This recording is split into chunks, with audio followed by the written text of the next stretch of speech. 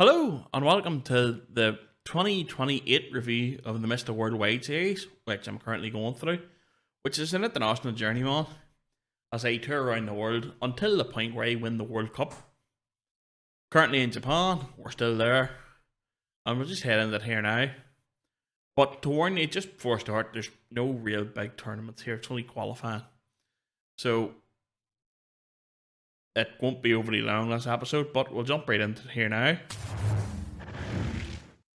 And as you see here, we're starting with the second round. Our group in the second round. We won 8, drew none, lost none, scored 33 goals, and conceded 2. You know what? Fuck the Maldives and fuck India for ruining that. But from working back, the first couple of breaks was, I think if I find it down here, I'm handy enough. Oh well. But there's the 4-1 against India. India scored 86th minute. They ruined the whole lot. But a man sat to that probably didn't help. The Maldives was a bit more difficult, for we actually ended up sort of having a bit of bother here. Went 2-0 up, they got one back, and then we just put a couple in. Afghanistan was 7-0, there was nothing really to worry about. And Bahrain away was 3-0, so we're alright there. Now, just to clarify, the way this works is the top goes through automatically, and the 4 best teams in second also go through. There's 8 groups, so that's how it works. And then, so after that, we played a friendly in New Zealand, which finished 1-1, which isn't too bad. I'm not overly fussed. It was just something to fill a bit of a gap with. And before we started the final round, which we started off with a 1-1 draw at Syria, took the early lead, got right through, and they equalised towards the end of the game match. So it wasn't overly pleasant as a start. Next up, the UAE, and we won 3-1. Now, considering we struggled to beat the UAE, just look back to get right there, but we struggled to beat the UAE in the Asian Cup final. They suddenly hammered them 3-1, and we were 3-0 up. So we were, but they suddenly beating them 3-1. Good enough result, so we're progressing along the way. Next up, away to Qatar, a 1-1 draw again. Early goal again, and conceded 10 minutes before the end of the first half. Then after that, sort of petered out the nothing. So it did. So that wasn't too bad. After 3 matches, 2 draws and a win, we're still unbeaten, so it wasn't too bad.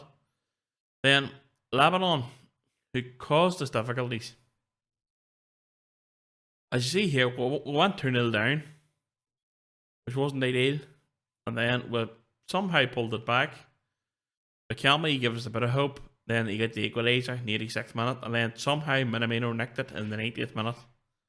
So, a bit of a robbery there, to be honest. So, we sort of abandoned it and went back a bit more defensively. For the whole time I've had this, I've also had a 4-3-3, which is basically to change the other one. Probably see it there. The centre back drops back, and the 2 fullbacks become wing backs. But I tried that against Thailand at home, conceded a penalty, and lost 1-0. And by Christ, we were fucking shite this particular day. But at this stage, we are 3rd. Scored 8 and conceded 6, so not overly great. But we're going alright. Here we are. Top 4 gets through automatically. 5th goes into the playoff. And 6th is through out. So, going alright. I think we're the highest ranked team in this. So we are at the minute. 39th. Thailand are 43rd. So they're not far from us. Qatar 66th. UAE 57th. Syria 63rd. And Lebanon are 88th. Now, just for the other group is Uzbekistan, South Korea, Australia, Saudi Arabia, Kuwait, and Bahrain.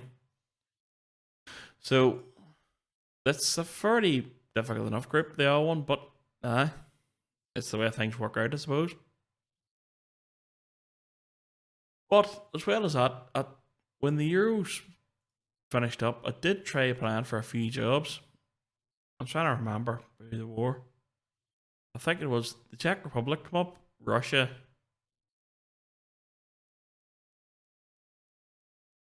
And there was a few other ones I think came up. But I wonder if there's a way of seeing. There's no way of saying here, but it seemed alright. There was a few jobs come up, nothing got. There's nothing worth moving from Japan to. So there wasn't. And just while we're here on the topic, the Euros was won by Italy, who beat, I'm trying to remember, but we'll go to the second round, just do the three, so we'll see the whole lot. They beat France in the final. Netherlands and Spain made the semi-finals. Ireland made the quarterfinals along with Norway, Germany and Sweden. And I never noticed England never got out of the group. They didn't. England finished third down here. Got beat by both Serbia and Belgium. So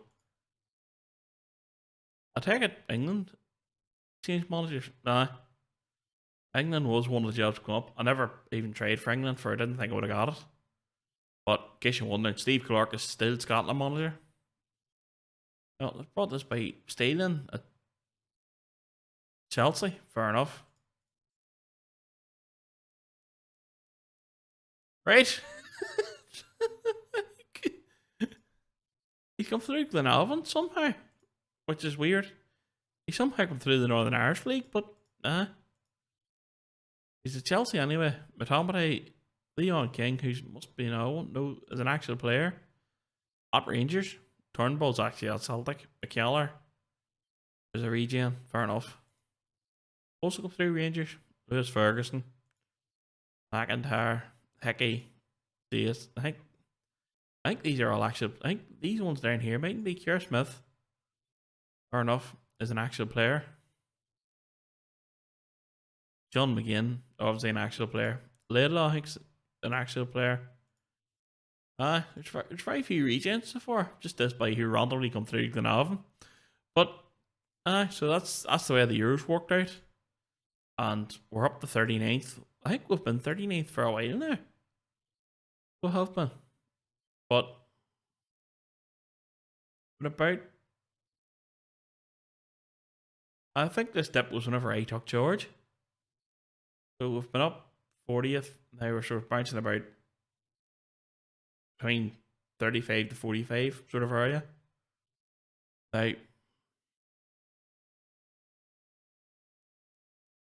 just go and take him in the tree here actually. We'll run you through a couple of key players here.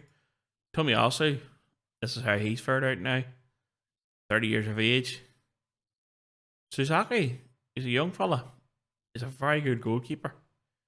F. Marinos, so he's still in Japan. Mikami moved to Giamp a couple of years ago. He's actually a winger, but I'm playing him as a false nine for we play with inside forwards and he doesn't suit it. So, but he's too good to leave out. Ikashami is in the UAE.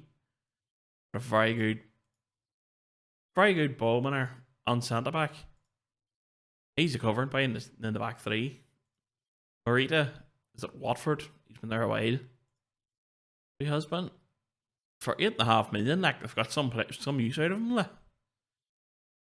Kyogo Furuhashi still at Celtic. So Richie Jones still at PSV.